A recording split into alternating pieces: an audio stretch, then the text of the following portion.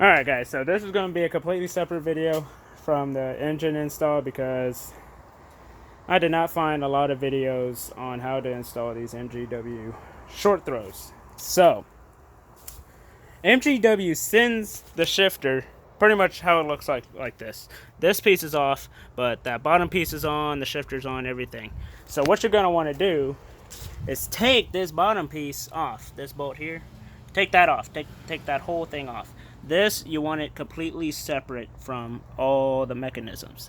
Then what you're going to do is put that piece in, and that bolt right there. I don't know if y'all can see, but yeah, that bolt down there. Can y'all see that? Let's see. Yeah.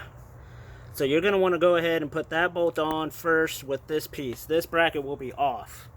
And you're going to put that piece on first, and then you're going to put this piece on with, just reuse the old one, put it in there. You have to reuse the old bolt. These bolts are all new.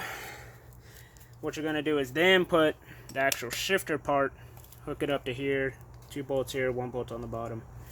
I didn't know how the hell to do it. We were fucking with this for like 5 minutes. I could not figure anything of it out. Went inside, watched the video. It didn't tell us anything. Came back here, did it for like 15 more minutes. Still didn't know what the hell we were doing. So there you go. There is a video on how to do it because that was a pain in the ass.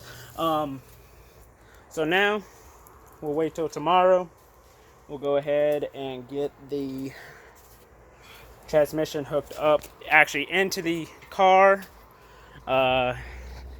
You'll see in a later video when the actual first startup video is when the engine will actually be